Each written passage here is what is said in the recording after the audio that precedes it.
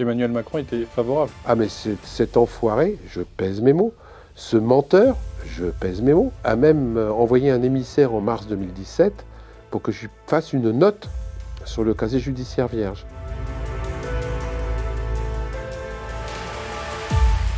Philippe Pasco, bonjour. Bonjour. Vous êtes éveilleur de conscience, essayiste engagé, soutien des Gilets jaunes, et vous êtes l'auteur d'un nouveau livre aux éditions Max Milo, Le pouvoir du pire.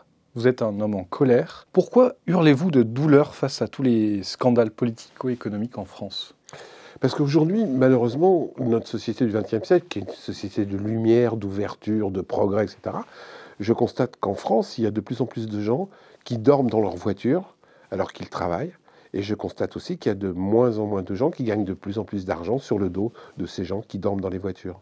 Vous racontez avoir été mis au placard après avoir publié 2 de vos livres chez Max Milo, Délit d'élus et Pilleurs d'État. Racontez-nous. C'est simple, je travaillais dans une communauté d'agglomération dirigée par un président qui s'appelait Manuel Valls, qui n'a pas du tout apprécié que je sorte des livres en dénonçant des élus, et qui m'a donc pas mis dans un placard, mais dans un sarcophage. C'est-à-dire que j'étais dans un endroit sans fenêtre, avec une porte blindée pour venir me voir, un sas pour venir me voir, plus aucune annotation de mon bureau, pas un collègue certains mois. Un type très sympa, un endroit très sympa où j'aurais pu blanchir comme une endive. Et pourquoi ? Qu'est-ce que vous disiez dans ces 2 livres ? Je dénonçais les privilèges et les avantages de nos élus en France, droite, gauche, centre compris. En plus, en mettant les noms. Et pourquoi ça dérangeait Manuel Valls ? Parce qu'il était dedans. Comment était-ce d'ailleurs de travailler avec Manuel Valls ? Alors au début, comme tous les hommes politiques que j'ai rencontrés au cours de ma carrière, ce type-là était un type sympa, qui avait soi-disant des convictions, mais comme tous les autres, je l'ai vu changer au fur et à mesure qu'il montait dans la hiérarchie politique. Et il est devenu un requin, sans doute, imbu de sa personne, n'écoutant personne, comme la plupart des hommes politiques que j'ai rencontrés, rentrant dans leur tour d'ivoire, mettant des miradors et des mitrailleuses pour pas qu'on les approche. Votre combat pour le casier vierge des élus, où est-ce qu'on en est ? Alors, on n'en est nulle part parce que tous les élus veulent le casier vierge, mais pas pour eux. Donc j'ai lancé une pétition en 2013, qui aujourd'hui est à 300 000 signatures. J'ai 2 élus qui ont accepté de la signer. Mais ils sont tous d'accord. Hein. Il faut un casier vierge, mais pas pour eux. Emmanuel Macron était favorable. Ah mais cet enfoiré, je pèse mes mots, ce menteur, je pèse mes mots, a même envoyé un émissaire en mars 2017 pour que je fasse une note sur le casier judiciaire vierge. Donc vous avez travaillé pour Emmanuel Macron ? Oui, mais j'avais fait cette note-là pour Asselineau, je l'avais fait pour Nicolas Dupont-Aignan, je l'avais fait pour Jean Lassalle, salut Jean si tu m'écoutes, pourquoi je ne la ferais pas pour Macron ? Il l'a incorporé dans son programme page 27. J'étais content. Je me dis, ça y est, les élus vont avoir un casier judiciaire vierge pour se présenter aux élections. Et 2 jours avant le 2e tour, il m'a renvoyé ce même émissaire qui s'appelle Julien pour me dire qu'il n'allait pas pouvoir le faire, que c'était trop compliqué, que c'était pas constitutionnel. Donc depuis, je le traite de menteur à chaque fois que je passe devant un écran et je lui dis, fais-moi un procès. Parce que Macron est un menteur professionnel. Donc, expliquez-nous pourquoi avoir un casier vierge pour les élus serait bien. Parce que j'ai référencé, je suis celui qui a référencé les 396 métiers qu'il faut pour pouvoir travailler. C'est-à-dire pour être aujourd'hui caméraman, pour être dentiste, pour être assistante sociale, pour être infirmière, pour être ambulancier, pour être instituteur, pour être animateur de camps de vacances, il faut un casier judiciaire vierge. Pourquoi il n'en faut pas pour être élu ? Je veux juste qu'on m'explique. Jusqu'à présent, je n'ai pas eu la réponse. Pour votre dernier livre, Abstention, piège à Congo, l'avant-dernier aux éditions Max Milo, vous aviez appelé au 2e tour à ne pas voter Macron. À voter contre Emmanuel Macron. À ne pas voter Macron. Pardon. Ne confondons pas. Est-ce que vous regrettez ce choix ? Mais non, je ne regrette pas du tout. Je trouve qu'il y a encore eu 17% d'imbéciles au premier tour qui ont voté pour cette personne, qui nous promettait un monde meilleur, qui nous promettait de changer par rapport à la vieille politique, par rapport au vieux parti. Écoutez-moi, je suis le Kennedy français. Je baise une petite vieille. Je vais changer les choses.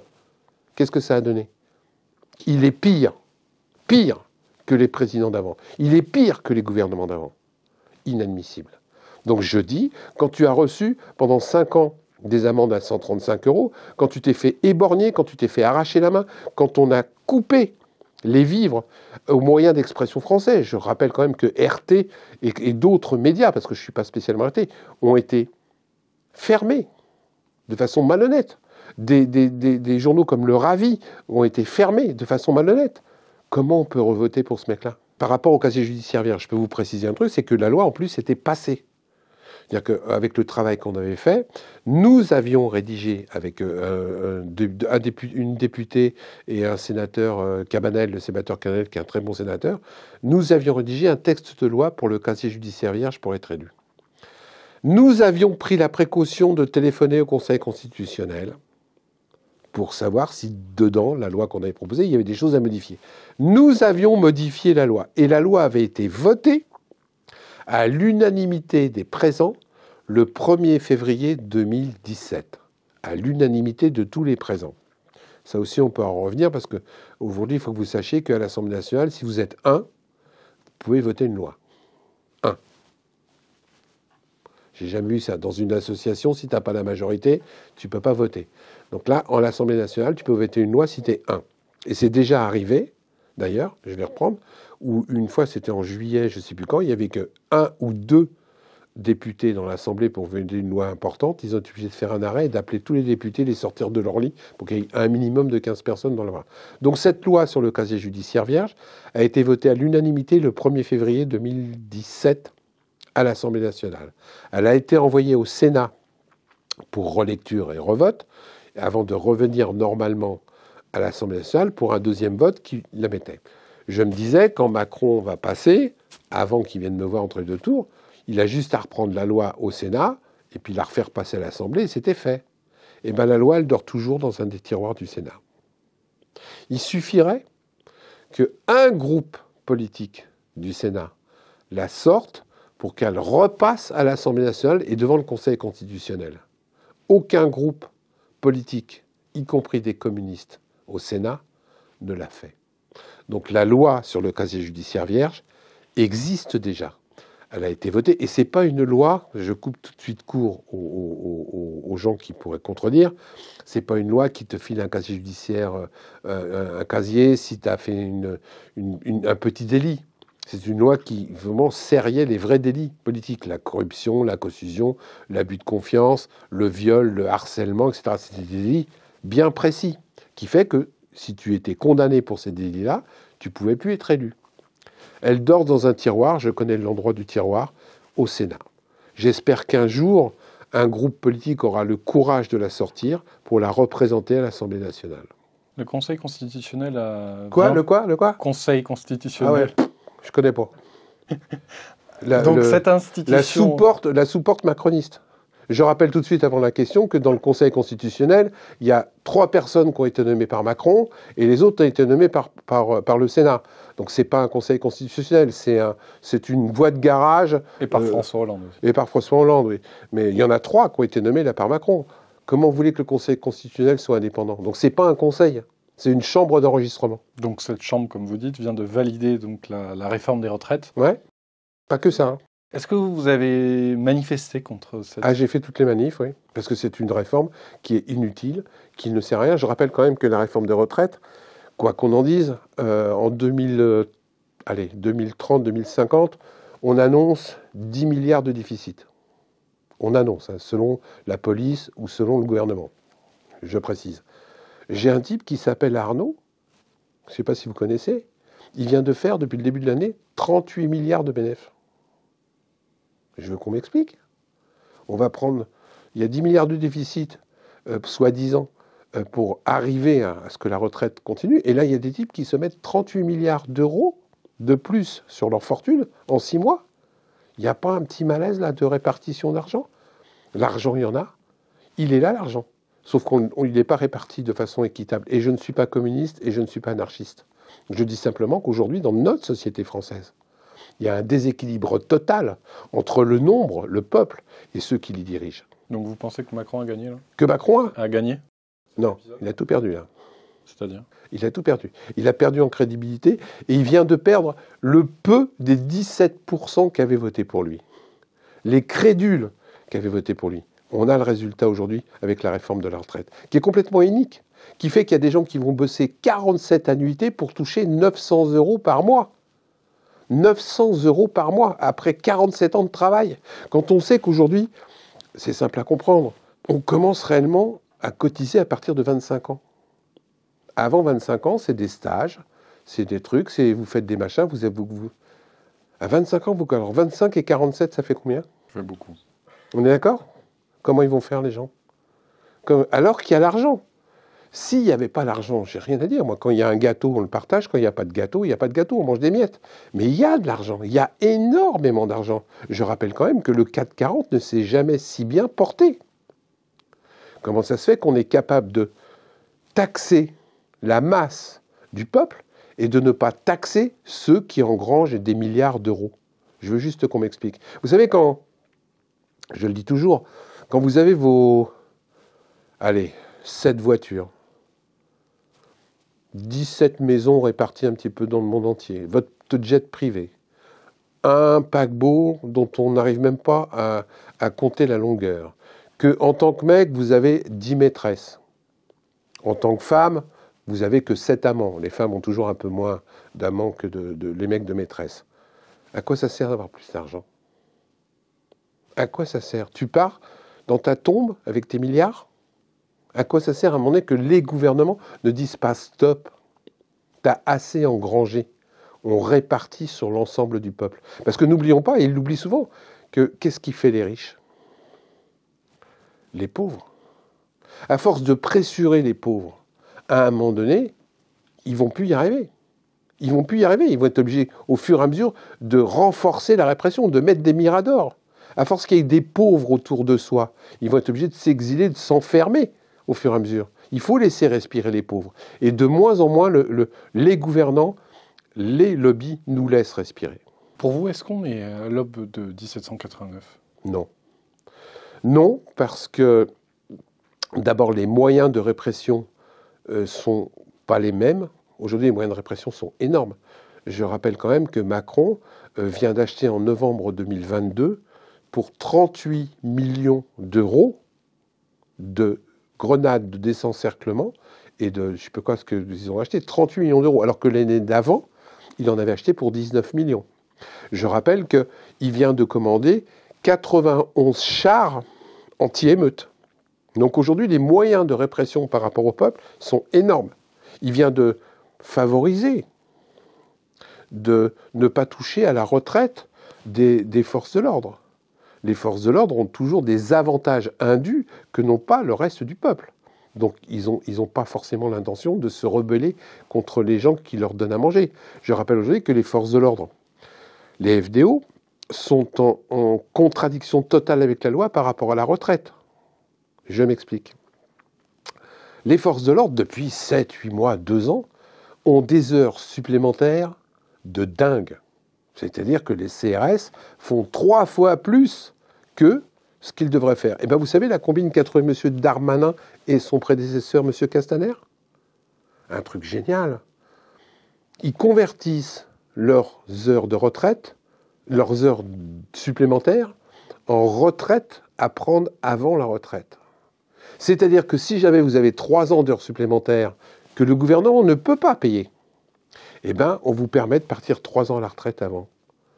C'est complètement illégal, mais on ferme les yeux pour eux. Et quand on commence à fermer totalement les yeux sur les forces de l'ordre, sur la police, qui sont le dernier rempart avant qu'un gouvernement saute, ça veut dire qu'ils n'ont pas l'intention de lâcher le morceau. Et comme en face, on a quoi? Aujourd'hui, j'ai appris hier qu'on ne peut même plus prendre de casserole, c'est interdit par le préfet. Donc quand on ne peut même plus prendre de casserole pour manifester, qu'est-ce que vont faire le peuple? Quand vous allez dans une manifestation comme moi j'ai été, pacifique, avec des personnes âgées, et qu'on vous nasse pendant 3 heures, qu'on vous tasse pendant 3 heures, jusqu'à ce qu'il y en ait un qui perde ses nerfs et qui envoie une patate sur un CRS, ce qui leur donne l'excuse de nous arroser de lacrymogène. Comment vous voulez que les gens réagissent? Quand vous faites crever les yeux, comme on s'est fait crever les yeux sur les manifestations, eh ben vous avez peur, de plus en plus. Quand vous recevez 135 € d'amende pour n'importe quel motif, quand on vous met en garde à vue, sans motif avéré, sous prétexte que peut-être vous allez aller dans une manif. Donc 48 heures de garde à vue. Et que dans le même temps, les Black Blocs, tout habillés de noir, qui descendent par 50, et moi je les ai vus à la gare du Nord, ne sont même pas contrôlés. Comment vous voulez que le peuple se rebelle? Ça va devenir de plus en plus difficile. Vous écrivez « La police devient une milice politique ». La police est une milice politique. J'ai changé depuis. Est. Aujourd'hui, la police sert à quoi? Elle sert uniquement à protéger les intérêts de quelques-uns. Aujourd'hui, la police, elle est sur les Solines, alors qu'il y a, selon la police, 6000 manifestants, et ils balancent en 2 heures 5000 grenades. C'est quoi ça, si c'est pas une police répressive et si c'est pas une milice? La milice aujourd'hui, au Conseil constitutionnel, on avait l'impression que c'était, je ne sais pas quoi, tellement il y avait de flics et de barrières autour du Conseil constitutionnel. Si la police aujourd'hui n'est pas devenue une milice, expliquez-moi ce qu'est une milice.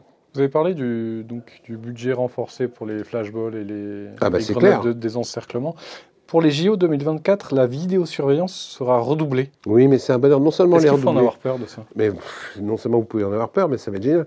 Vous savez, quand on regarde la Chine, aujourd'hui, il y a ce qu'on appelle le comportement social. C'est-à-dire que si vous passez en dehors des clous, la caméra vidéo vous ment, et vous avez des points en moins, vous ne pouvez plus travailler, vous ne pouvez plus avoir de compte en banque, etc.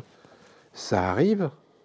Parce qu'ils ont autorisé, alors qu'en plus, et c'est ce qui me rend fou dans notre gouvernement français, c'est qu'ils disent le contraire de ce qu'ils ont promis. Vous inquiétez pas, les caméras vidéo ultra perfectionnées, nous ne les mettrons pas en place de façon généralisée. Ça, c'est ce qu'ils ont dit. Et là, ils viennent de voter la loi où, après les Jeux Olympiques, les caméras vidéo de reconnaissance faciale seront en place dans tous les quartiers de France. J'ai même des endroits où ils sont déjà en place. Je l'ai mis dans le livre. Et donc, quelle est l'efficacité de ces caméras ça permet de repérer sur l'insécurité? Mais ça, c'est pipeau, cher monsieur. Là aussi, j'ai un rapport, je l'ai sorti dans un autre livre. 80% des caméras vidéo qui étaient censées protéger les biens et les personnes ne sont là que pour surveiller et mettre des amendes. Ne sont là que pour surveiller et mettre des amendes. Et avec la reconnaissance faciale, ça va être un bonheur de reconnaître tous les opposants. Tous ceux qui contestent. Tous ceux qui ne seront pas dans la ligne droite de ce que veut le gouvernement. Tous ceux qui vont sortir un petit peu du rail pour dire « Attendez, moi je ne suis pas comme tout le monde, je ne suis pas un mouton, je voudrais un petit peu respirer de l'air pur. » Non, monsieur, caméra vidéo, on sait que vous êtes sorti des rails. Et ça arrive. Et bien entendu, ça sera pour notre sécurité. Bien entendu, ça sera pour nous protéger. Ça, c'est la version officielle. Parlons des chiffres, notamment les chiffres du chômage qui seraient autour de 7,2 pour le dernier trimestre 2022. C'est bien, vous avez lu mon livre. La Macronie s'en est félicitée, estimant que c'était le taux le plus bas depuis 40 ans. Pour la deuxième fois depuis 40 ans. C'est un mensonge. Vous ne croyez pas à ces chiffres? Mais c'est pas que je ne crois pas. Moi, je ne suis pas catholique, mais je suis comme saint Thomas. Je ne crois que ce que je vois. Les chiffres officiels ne disent pas ça, la plupart. Là, c'est des mensonges éhontés. Plus c'est gros, aujourd'hui, plus ça passe. Et donc, si vous rejetez en fait la méthode de calcul? Mais non seulement la méthode de calcul, mais les faits. Aujourd'hui, par exemple, il y a plein de gens qui ne s'inscrivent plus au chômage. Tout ça, c'est pas compté. Aujourd'hui, il y a plein de gens de mémoire sur ce que j'ai mis dans le livre. Donc c'est le chômage de catégorie A, en fait, il faudrait préciser. Entre autres, c'est le chômage de catégorie, ils n'ont pas pris les B, ils n'ont pas pris les C, donc déjà ça change les chiffres. Mais aujourd'hui, par exemple, en 2022, il y a eu 500 000 radiations de gens sur les listes du chômage. 500 000 pour des gens qui n'ont pas reçu un mail. Parce que vous ne répondez pas à un mail qu'on ne vous a pas envoyé, vous êtes radié du chômage. Ces gens-là ne comptent pas dans les chiffres. Donc le chômage, comment je peux vous expliquer ça pour qu'on soit clair et puis éviter les chiffres d'intellectuels trop intelligents? Si le chômage était si bas, comment ça se fait que toutes les entreprises caritatives comme la Croix-Rouge, le Secours populaire, les banques alimentaires explosent leurs chiffres? Ça veut bien dire que les gens n'ont pas de quoi payer, n'ont pas de fric, n'ont rien. Quand on vous dit aujourd'hui que le chômage va mieux, oui, c'est vrai que le chômage va mieux. On vous offre des boulots à 500 € par mois. Ces gens-là non plus ne sont pas pris dans les chiffres du chômage. Et comme vous crevez la dalle et qu'il faut que vous nourrissiez votre famille, eh ben vous prenez 2 petits boulots, 3 petits boulots à 500 € par mois. Et vous n'êtes pas dans les chiffres du chômage. Et dans ces 2, 3 petits boulots, il y en a un qui est au noir. Parce qu'aujourd'hui, on est en train de favoriser le travail au black. Et le travail au black, c'est pas comptabilisé dans le chômage. Donc tous ces chiffres-là aujourd'hui sont faussement véridiques. Je pèse mes mots. Faussement véridiques. Comme aujourd'hui la démocratie. On n'est plus en démocratie. On n'est pas encore tout à fait en dictature. On est juste en démocrature. Et donc vous estimez à combien le nombre de chômeurs en France? Je ne sais pas, 10, 15%, c'est inquantifiable. Moi, je me trimballe dans les rues, je vois des gens qui dorment dans leur voiture. Je me trimballe dans les rues, je vois des gens de 20 ans qui mendient dans la rue. Je me trimballe dans la rue, je vois des... Maintenant, ce que j'ai vu dans certains pays, et ça commence à exister avec les yeux qui sont fermés. Vous avez le matin, dans certains endroits, vous avez 10, 15, 20 personnes qui attendent. Juste comme ça. Puis il y a un camion qui passe, toi, ils montent dans la bagnole et ils les emmènent travailler. On a un développement du travail parallèle. Mais tout ça, ça contribue au rayonnement de la France. Parce que tout ça, c'est des chiffres qui permettent à l'économie de mieux marcher sans que les gens qui la font travailler en bénéficient. Est-ce que je suis clair? Quand vous avez beaucoup de travail au noir, quand vous avez beaucoup de petits boulots, il n'y a pas de problème. Tout va bien pour les chiffres. Les gens crèvent de faim, mais la France va mieux. Quand les urgences sont saturées, comme aujourd'hui les urgences sont saturées, parce qu'il n'y a pas de médecin, parce que quand vous faites Doctolib, vous n'avez pas de rendez-vous avant 6 mois, on trouve un super combine pour que ça aille mieux. On vous fait payer 20 € quand vous allez aux urgences. Donc il y a moins de gens qui vont aux urgences, parce que les gens qui vont aux urgences, c'est pas par plaisir. Hein. Ben, comme vous avez moins de gens qui vont moins aux urgences, on peut dire que ça va mieux. Quand vous allez à l'hôpital maintenant, et avant on vous gardait 2 jours dans un lit pour être sûr que vous ayez une bonne surveillance et qu'après une opération, vous n'ayez pas une infection. Maintenant, 24 heures après, on vous fout dehors. Et on ne vous fout pas dehors parce que ça va mieux. On vous fout dehors parce qu'il faut libérer le lit pour pouvoir mettre quelqu'un d'autre qui est en attente aux urgences. Vous sortez de l'hôpital, vous chopez une maladie, vous en mourrez. C'est pas dans les statistiques de l'hôpital. C'est tout bonheur. Donc ça va bien. Tout va bien. En gros, je vous l'annonce, tous les chiffres, entre guillemets, économiques, sociaux, chômage, travail en France, vont être au vert. Vert officiellement. Mais quand vous regardez le détail des chiffres, tous ces chiffres-là, la plupart sont mensongers. L'école, ça va aller mieux. Ah, ça va vachement mieux avec ce qu'a fait M. Macron à Marseille et qu'il va étendre sur toute la France. Il est sûr que ça va aller mieux. Les gens vont pouvoir choisir leur école, on va pouvoir choisir ses instituteurs, on va pouvoir choisir le mode d'enseignement, les horaires. Mais c'est génial, il va y avoir des super bonnes écoles et des écoles complètement minables. Si tu es dans la bonne case, ça va. Si tu es dans la mauvaise case, c'est pas bon. Mais on pourra annoncer que l'école va mieux. Après, qu'il y ait une grande partie, je dis bien une grande majorité des gens qui n'accéderont pas à un enseignement décent, ça ne sera pas un problème. On parlait tout à l'heure de la pauvreté. Selon Emmanuel Macron, la pauvreté ne s'est pas aggravée. Oui, c'est ça. Non, mais vous allez me rendre un petit peu en colère, là. Hein. C'est pour ça. Vous allez me rendre en colère. Mais écoutez, je crois que c'est quelqu'un qui descend plus dans la rue. C'est quelqu'un qui est entouré de tellement de milices. Et vous avez qu'à voir quand il fait ses déplacements, le nombre de camions qui l'entourent. Moi, j'ai jamais vu ça. Il faut que vous sachiez quand même que sous l'ère Macron, c'est le président qui a le plus de services de sécurité autour de lui, qui a le plus de bagnoles quand il se déplace. Ce type-là ne sait plus ce que c'est que la France. Il sait plus ce que c'est que la terre. Il sait plus ce que c'est que la rue. Comment il peut dire que la pauvreté... Alors, autour de lui, c'est vrai, la pauvreté ne s'aggrave pas. Dans les salons Bolloré, Arnaud, tous les gens qu'il fréquente, la pauvreté ne s'aggrave pas. Je dirais même que la richesse arrive. Mais dès que tu sors un petit peu sur les périphéries, dès que tu passes le périphérique et que tu descends un peu dans les banlieues, dans les villages, je peux t'assurer que la pauvreté... Encore une fois, je reviens moi juste à des chiffres. Si la pauvreté ne s'aggravait pas, pourquoi toutes les banques alimentaires explosent leurs chiffres ? Si je suis pauvre, je n'ai pas besoin d'aller pleurer pour qu'on me donne une boîte de riz et un sac de pommes de terre. Expliquez-moi. C'est juste du pragmatique. Ça aussi, c'est une vérité déguisée. Donc vous ne croyez pas au ruissellement? Le ruissellement, oui, dans l'autre sens. Hein. Ça ruisselle beaucoup dans les poches de certaines personnes. Encore une fois, c'est pas moi qui le dis. Hein. Le CAC 40 n'a jamais fait autant de bénéfices que depuis les 4 ou 5 ans précédents. Et justement, l'homme, dans le même temps, l'homme le plus riche du monde et la femme la plus riche du monde sont français. Mais oui, oui, oui. Et en plus, ces gens-là nous mentent de partout. Je vais vous donner un autre exemple pragmatique. C'est pas moi qui le dis, c'est des chiffres officiels vérifiés cette fois-ci. On nous explique qu'il faut travailler plus longtemps parce qu'on vit plus longtemps. On est d'accord, hein, c'est bien le discours officiel. Moi, j'ai du mal à comprendre. La France est un pays où on est en train de régresser dans l'âge de la mortalité. L'espérance de vie baisse. Ouais. Ben oui, c'est pas moi qui le dis, hein, c'est des chiffres officiels et gouvernementaux.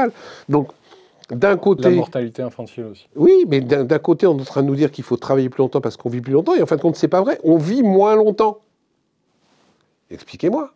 Et puis, alors, en plus, on vit plus longtemps, mais dans quelles conditions? Dans les EHPAD? Parce que là aussi, j'ai un petit chapitre sur les EHPAD. Hein.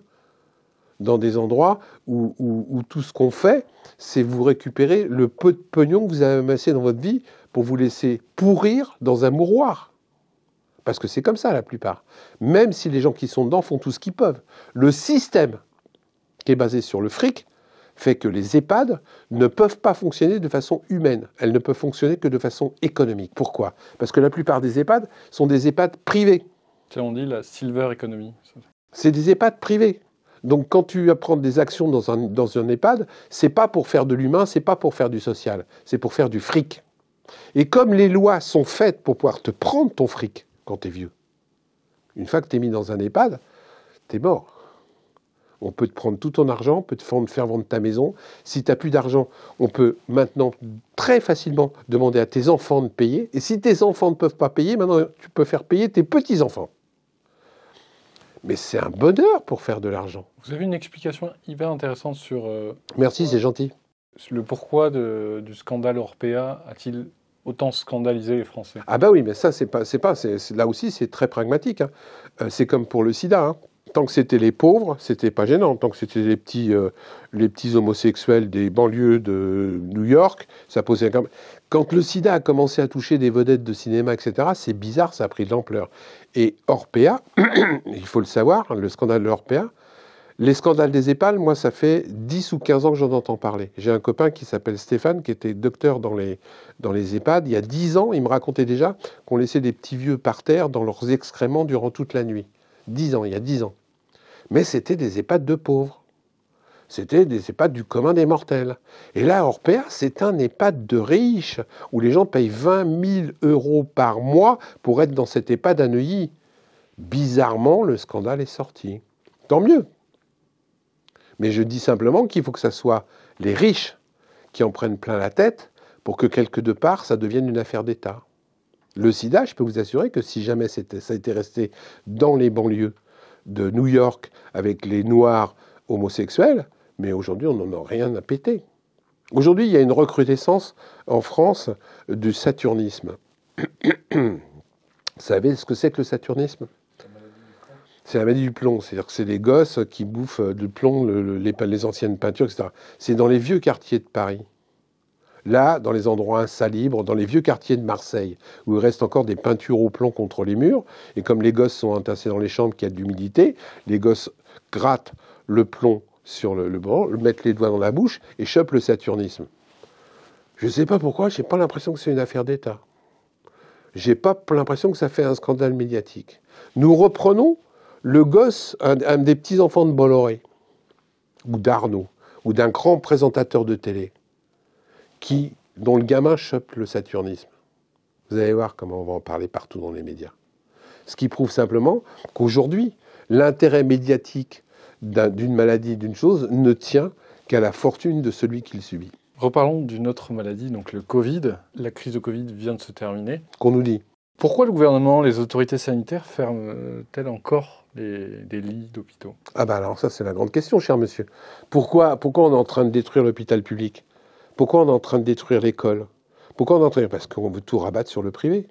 Aujourd'hui, c'est un truc de non-sens. On est le seul pays quand même où on ne remet pas les soignantes non vaccinées au boulot. Le seul pays. Mais on est le seul pays où, à chaque fois qu'il y a un hôpital privé qui est en train de se casser, public qui est en train de se casser la gueule, il y a 3 cliniques qui sont construites autour. Encore une fois, c'est mon avis personnel. La destruction inconsciente ou consciente des services publics ne sert que les intérêts privés. La destruction de l'école publique aujourd'hui, ça sert quoi? Ça sert uniquement les écoles privées. Et moi, le premier, si mon gosse ne peut pas être éduqué dans une école publique de façon décente, en tant que parent, qu'est-ce que je fais? Eh ben voilà. Et si, aujourd'hui, je ne peux pas accéder à un service à l'hôpital, qu'est-ce que je fais? Je vais à la clinique d'à côté. Parce que la clinique d'à côté, au lieu d'avoir un rendez-vous en 6 mois à l'hôpital, je l'ai en 15 jours. Et bizarrement, malgré qu'une loi soit sortie il y a 10 ans, où il était interdit à un médecin de l'hôpital public de donner un rendez-vous pour sa clinique privée. Ben, bizarrement, quand vous prenez le rendez-vous à la clinique privée, vous retrouvez le même toubib que celui qui était dans l'hôpital public. Et là, personne ne trouve à y redire. C'est pas plus compliqué que ça. Aujourd'hui, si on ferme des lits d'hôpitaux, si on ne donne pas moyen à l'hôpital, c'est petit à petit pour que les gens glissent vers le privé. Et puis après tout, c'est aussi la philosophie aujourd'hui du libéralisme à outrance. Chacun se démerde comme il peut. Si t'as pas cotisé, démerde-toi. Si t'as pas d'argent, démerde-toi. C'est ce qu'on nous donne. C'est ce qu'on nous donne aujourd'hui à vivre. De plus en plus, chacun pour sa gueule. C'est la seule chose qui ne va pas dans le système de santé actuel? Ben, c'est pas seulement la seule chose. Le fait qu'on n'embauche plus les gens, le fait qu'ils ont supprimé... Pas assez de soignants et peut-être trop d'administratifs. Et puis pas assez payés, pas considérés. Pourquoi ces gens-là sont sous-payés? Je veux dire, quand vous êtes soignant et quand vous êtes infirmière, et j'en connais quelques-unes, c'est des boulots de malades. C'est des gens qui gagnent 2500 € en fin de carrière, en ayant bossé des jours, des nuits, des samedis, des dimanches, en ayant risqué d'attraper des maladies. Et ils sont sous-payés et pas considérés. C'est très comme des chiens. Les gens qui sont dans les EHPAD, ils sont sous-payés. C'est dur de s'occuper des petits vieux. Quand vous gagnez 1300 € par mois, en ayant 3 gosses à élever, et que vous vous retrouvez dans des EHPAD et que vous devez soulever toute la journée des petits vieux de 70 ans pour les torcher, pour les laver, etc. C'est dur comme métier, mais ce n'est pas des métiers valorisés. Aujourd'hui, je vais vous dire, et je pèse mes mots, un éboueur à la mairie de Paris, de façon salariale, est plus considéré qu'une infirmière. Il y a quand même un malaise. Et bien ça, c'est la société d'aujourd'hui, il ne faut pas s'étonner que les gens quittent ce genre de métier, que les gens s'en aillent. Quand vous n'êtes pas considéré quelque part, avant, rappelez-vous, les enseignants, moi j'ai connu, je commence à avoir un certain âge, être instituteur, c'était quelque chose. Hein. C'était monsieur l'instituteur. C'était la personne qui avait fait des études et qui était sortie de sa condition sociale pour devenir instituteur. C'était la gloire de mon père.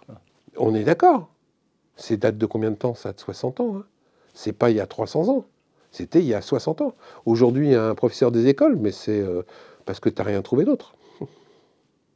Parce que tu n'as rien trouvé d'autre.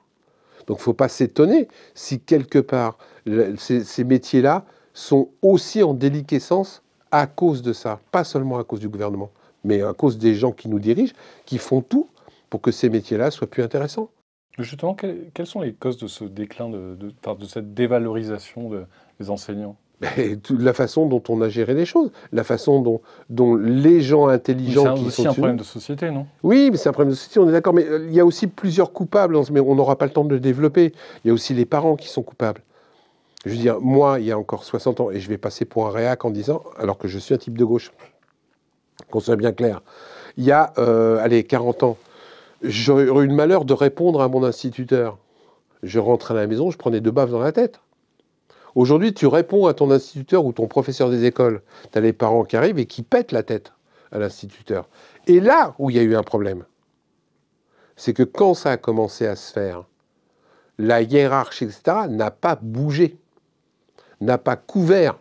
Donc après, ça s'est répandu, c'est devenu normal. On cache. Parce que les corporatismes comme ça, ils ne veulent surtout pas d'histoire.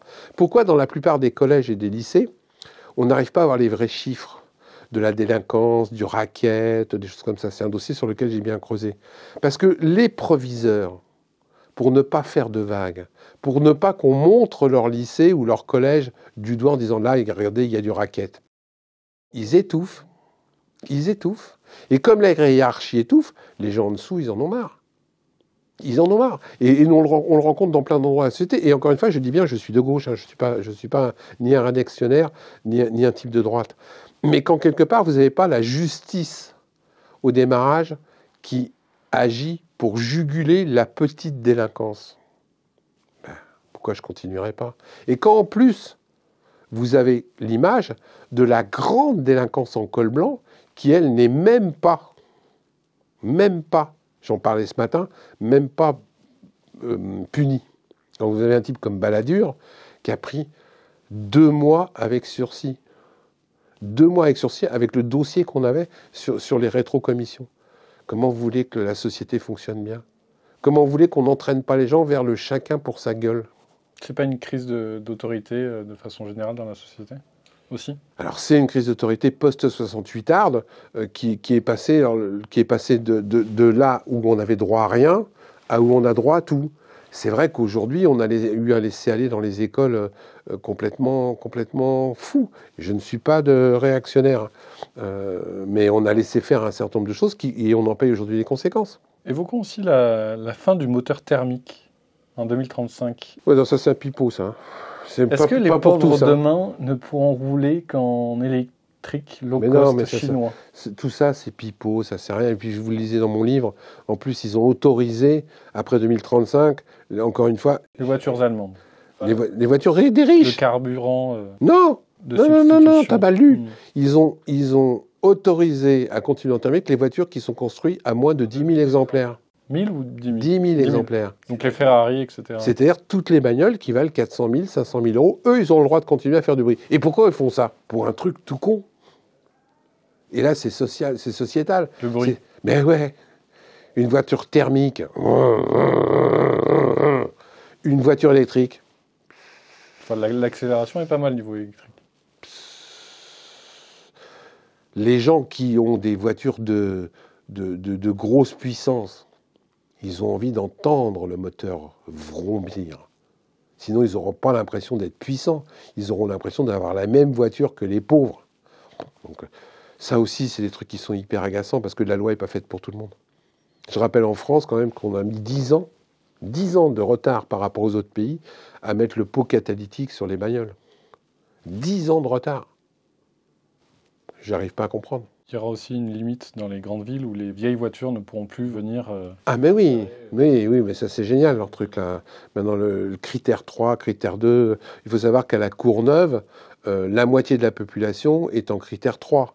Ces gens-là, à partir normalement de 2025, parce qu'on a repoussé ça après les Jeux Olympiques, bizarrement, alors que ça devait être arrêté avant les Jeux Olympiques, ces gens-là ne pourront plus se servir de leur voiture.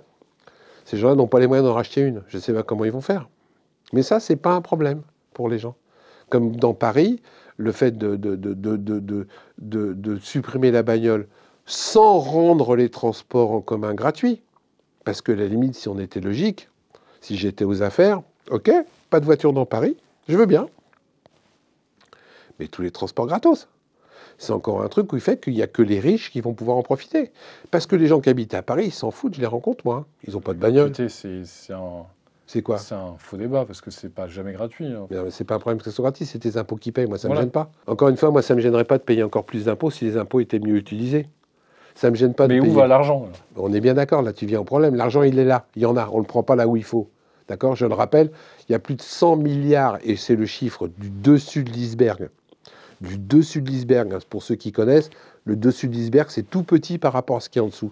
100 milliards de fraude fiscale à l'année en France. Il y en a de l'argent. Hein. Il y en a de l'argent. Est-ce que l'État a de l'argent? Mais oui, il y a du pognon. Il est mal distribué? Mais il est surtout pas bien engrangé dans certaines poches et pas dans d'autres.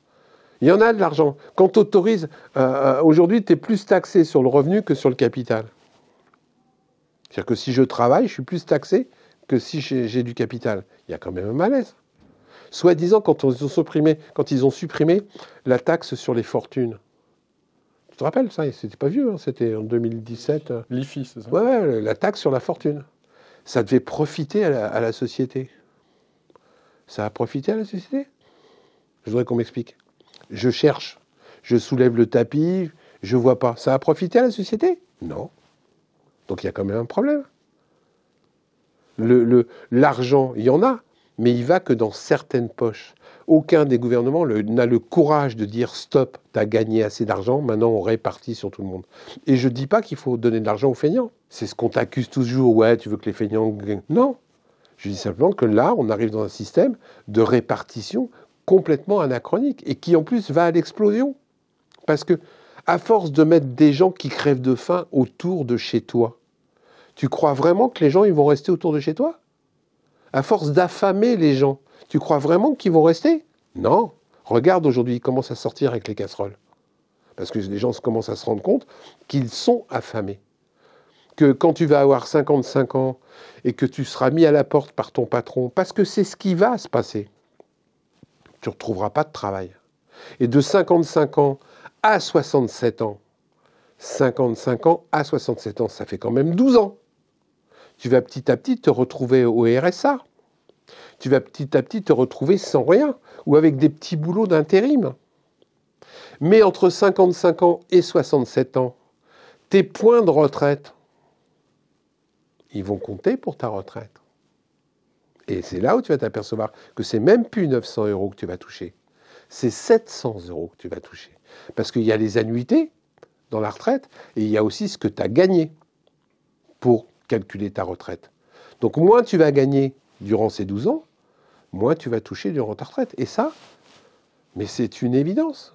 Quand une femme va s'être arrêtée 3 ou 4 fois pour élever ses enfants parce qu'elle aura eu un cancer du sein, ça aussi on ne l'a pas dit dans la loi. Il faut que vous sachiez quand même que si jamais tu as eu un grave accident, etc., il faut que tu fasses 2 ans de plus.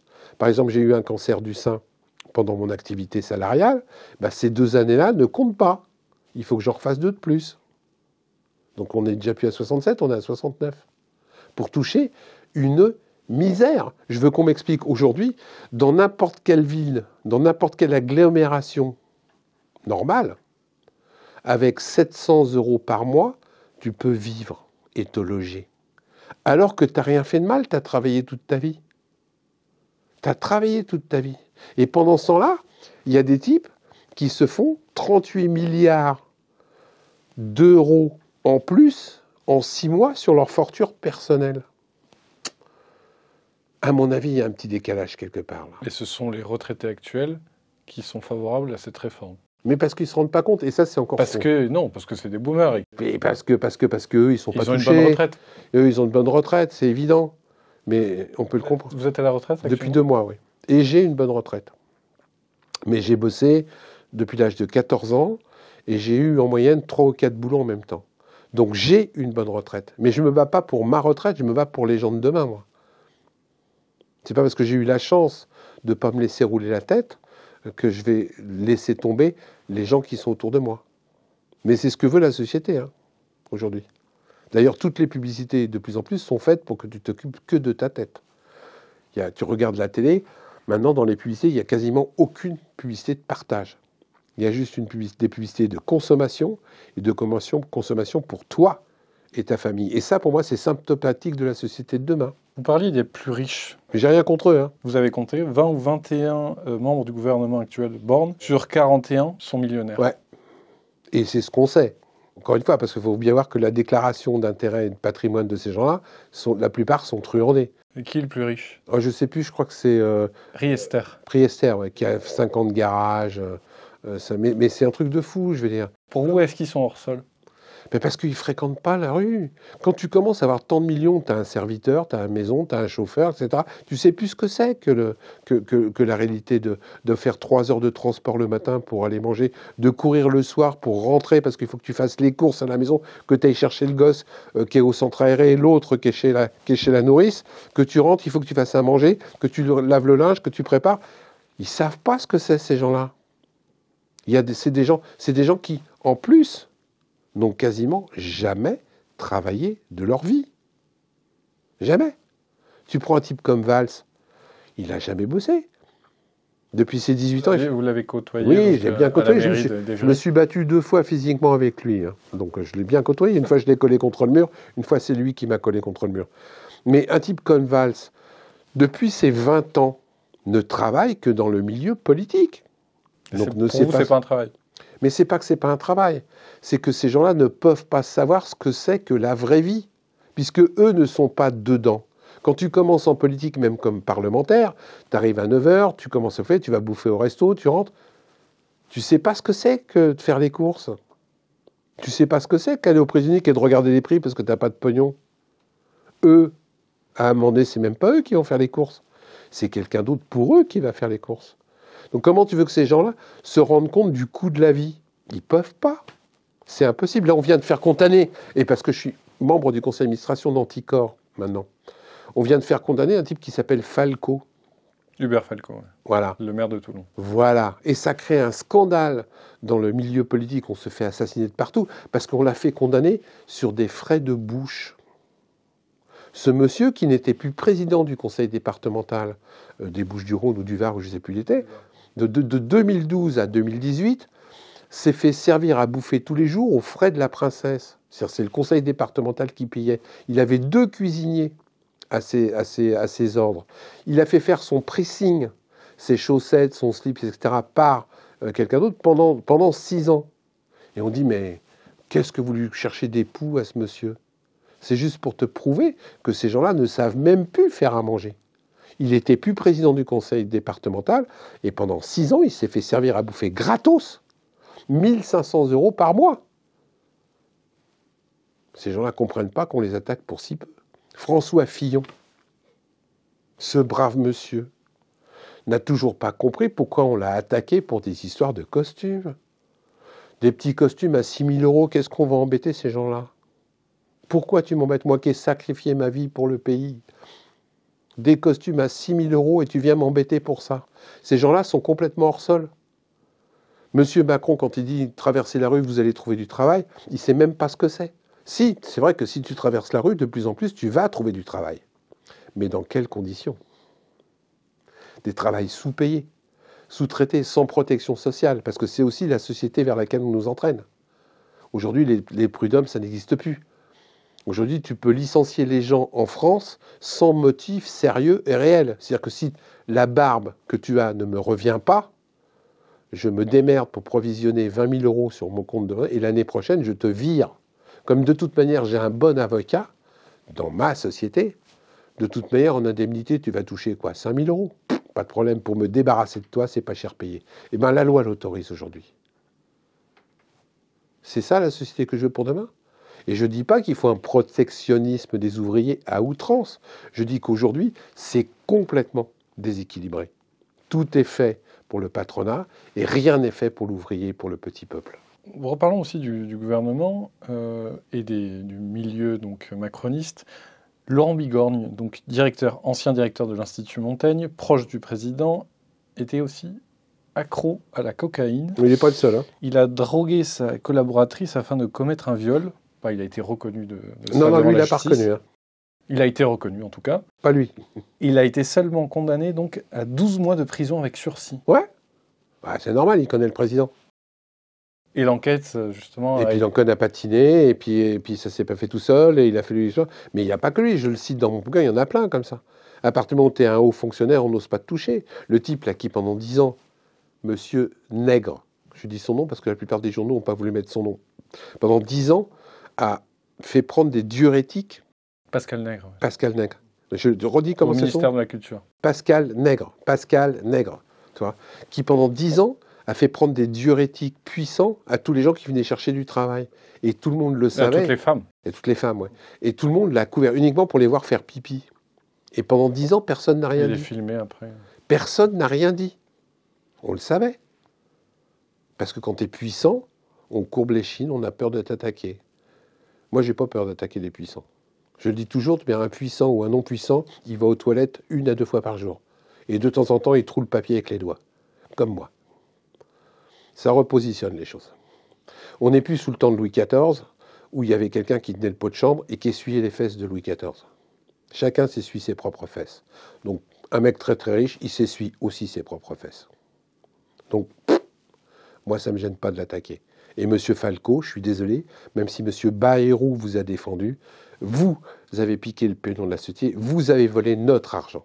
Parce qu'il faut bien le savoir que le cuisinier, les 2 cuisiniers qu'il a pris de 2012 à 2018, c'est sur mon argent, c'est sur ton argent.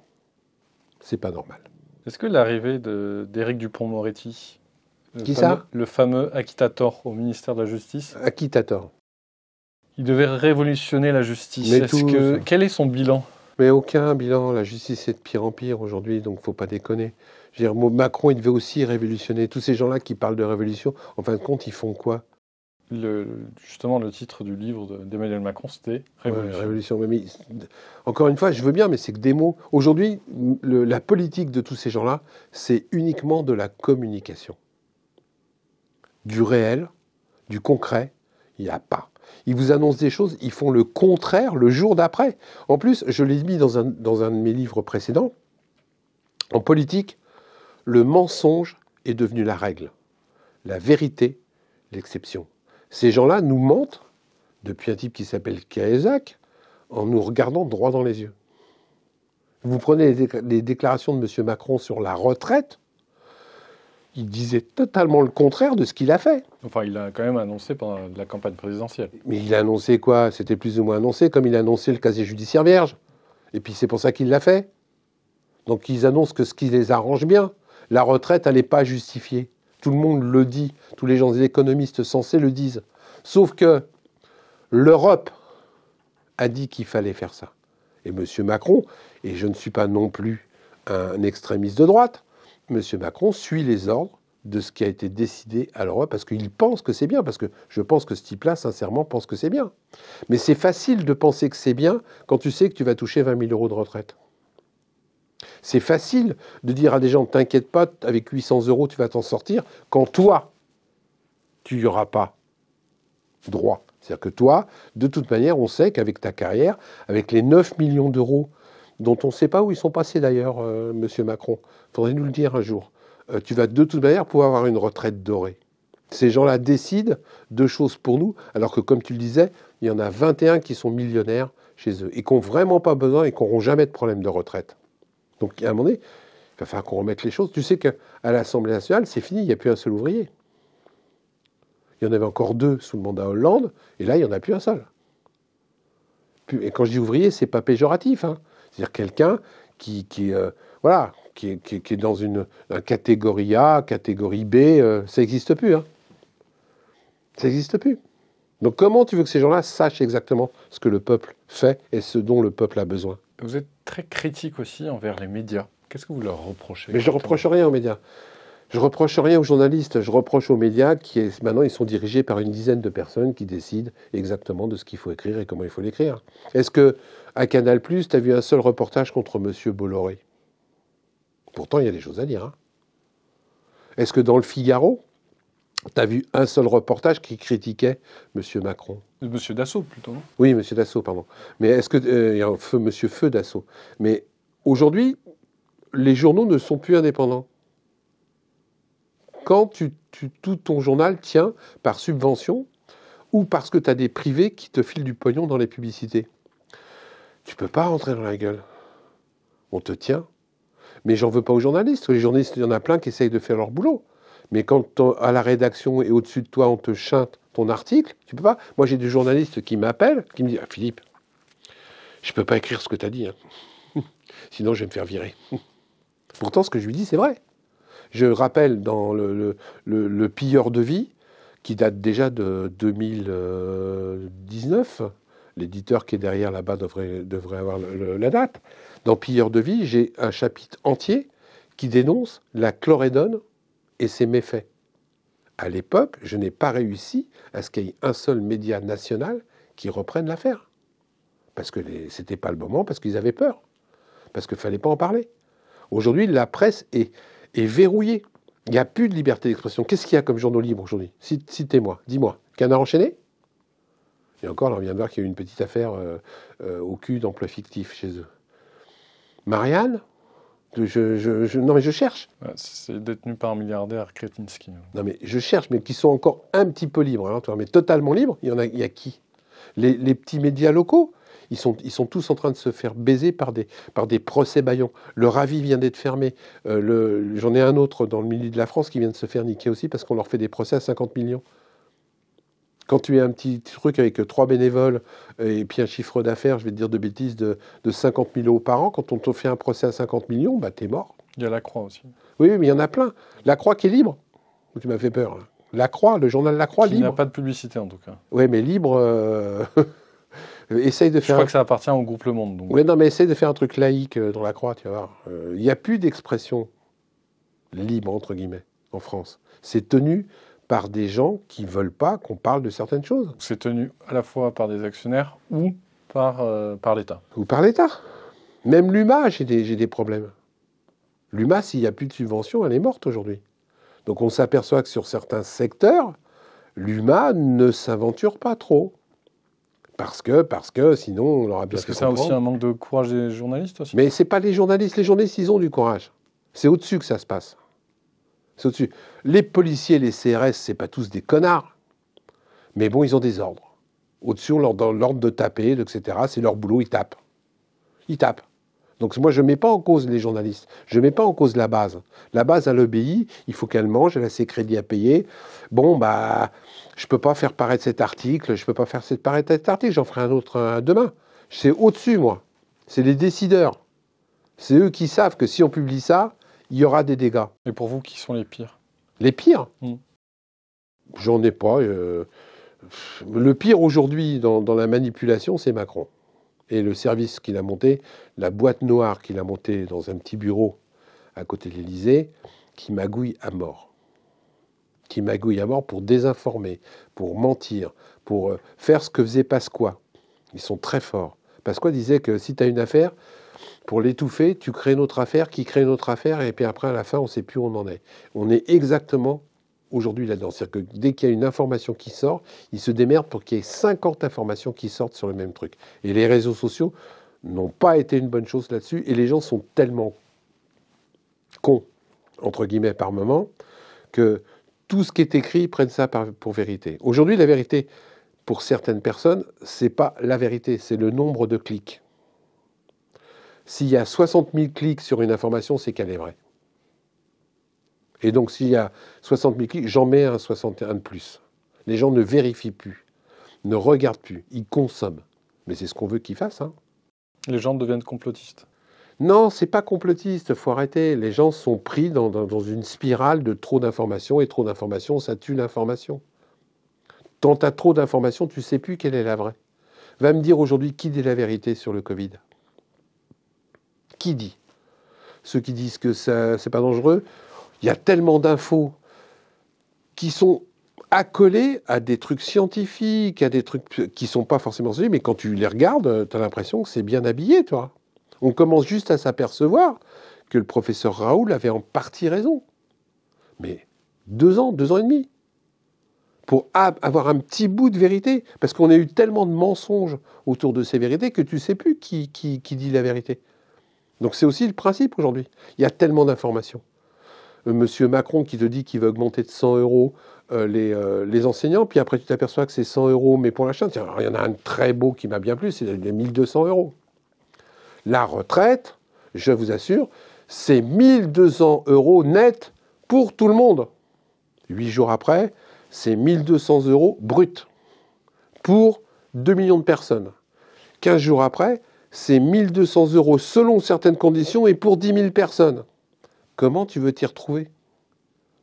Tu ne sais plus quelle était l'information qui était vraie. La première, la deuxième, la troisième? C'est aussi ça aujourd'hui. On ne fait plus nous-mêmes le tri. On ne va plus chercher l'information. Et comme en plus, l'information est tenue par quelques personnes, c'est-à-dire que les gens n'ont pas le temps, parce que le deuxième problème par rapport à ça, c'est le buzz. Tu comprends? Si je ne publie pas l'information, c'est l'autre qui va le publier. Il faut le sortir en premier, sans avoir la peine de vérifier. Eh bien non, tu n'as pas le temps. Parce que si tu prends le temps de vérifier, tu vas te faire griller. Donc je balance l'information et je vérifierai après. C'est un bonheur pour les manipulateurs. De façon plus inattendue, vous critiquez le wokisme, les Oui. pictogrammes inclusifs et la déconstruction. Vous accusez même les Américains de copier les talibans. Non, mais complètement. Non seulement ils copient les talibans, mais ils font pire que les talibans. Parce qu'au moins les talibans, ils assument leur dictature intellectuelle, leur connerie absolutisme vers l'obscurantisme. Les Américains, ils habillent ça de liberté. Non mais attends, on est malade, quoi. À quoi ça sert de détruire des machins? Les Américains qui veulent supprimer le mot américain. Parce qu'ils trouvent que c'est un petit peu gênant pour je ne sais plus quelle contrée. Mais ils sont malades, ces gens-là. Mettre du YEL partout, ils sont malades. Quand je pense que sur le Scrabble, ils sont en train de supprimer des mots. Non, c'est en France qu'on dit Non, c'est l'Amérique. YEL. Oui, le YEL, mais c'est une image. Mais là-bas, ils font presque pareil pour d'autres mots. J'ai pas le mot en anglais. Le wokisme, aujourd'hui, c'est une grosse merde. La suppression du mot femme. Mais oui, mais... Qu'est-ce qu'on dit à la place du mot femme? Ah ben, il faut une personne genrée, je sais plus ce que... Personne a des menstruations avec... Ouais, avec des personnes menstruées. Une personne menstruée. Mais en plus, ils se rendent pas compte qu'à force de faire ça, ils favorisent le mot homme. Donc c'est débile. Donc c'est l'invisibilisation de la femme. Mais c'est débile. Quand je vois qu'ils ont supprimé les pictogrammes là en France, ils veulent supprimer les pictogrammes dans les trains.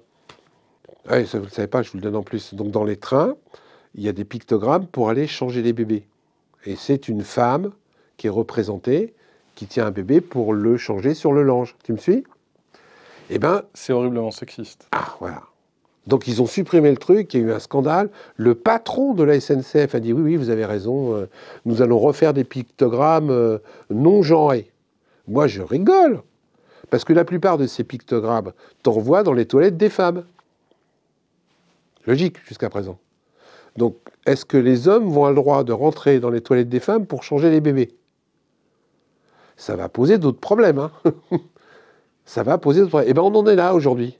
On veut tellement dégenrer qu'on fait n'importe quoi.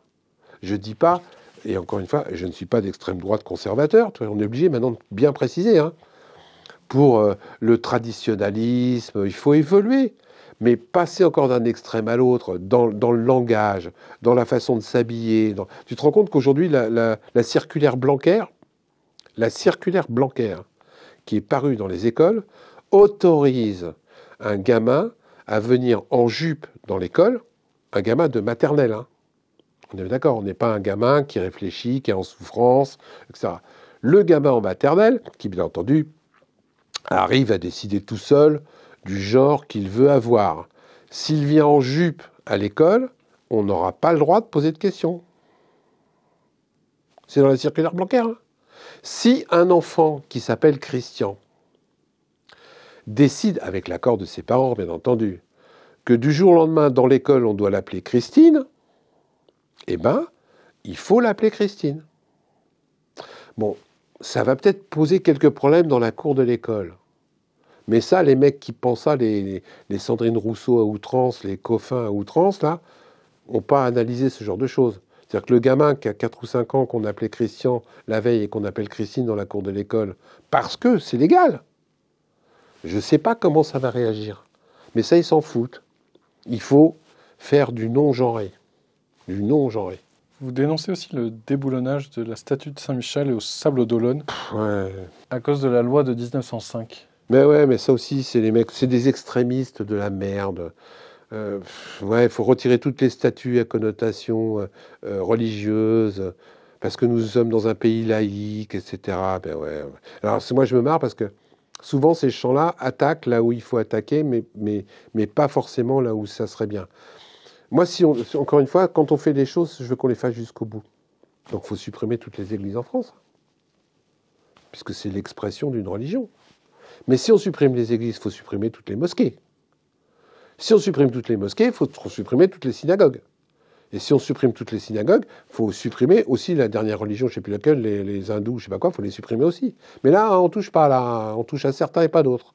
Donc les statues de la Vierge, les machins, il y a 2-3 connards, je pèse mes mots, 2-3 connards laïcards à mort, qui disent c'est pas normal, selon la loi, on n'a pas le droit d'avoir une statue sur une place publique, et qui se servent de la loi à mauvais escient. Et là où je rigole, si je peux me permettre de le dire, parce que Émile Combes, le promulgateur de la loi de 1901, modifiée 1905, c'est un de mes ancêtres. Le petit père Combes. Oui, le petit père Combes, c'est un de mes ancêtres, du côté de ma maman. Ces gens-là font n'importe quoi, n'importe comment.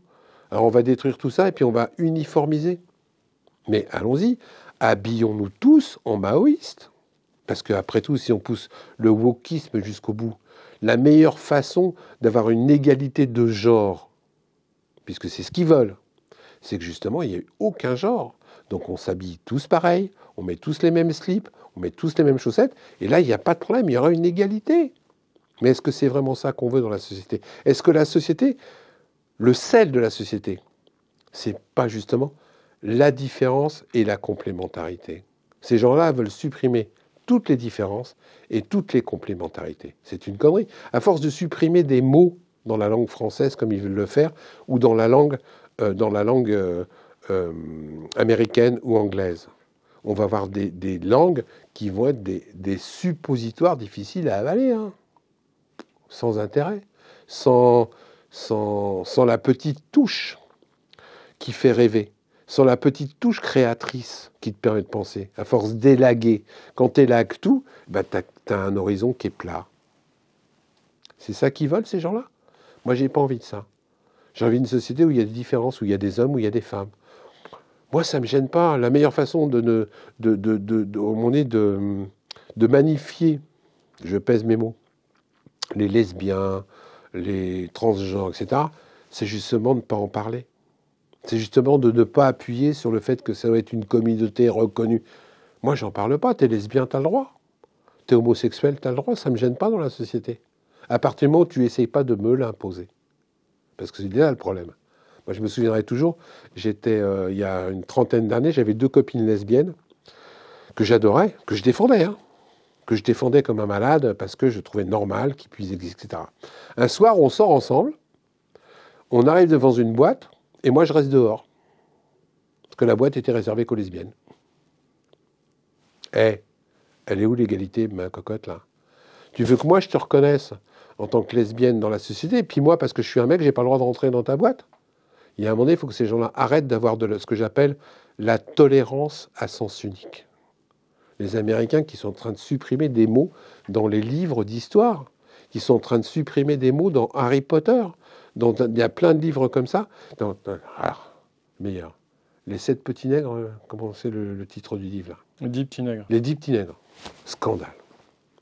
Scandale. On ne peut plus appeler ce livre les 10 petits nègres.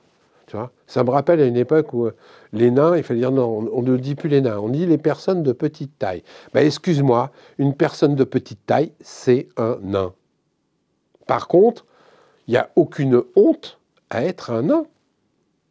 C'est là le problème.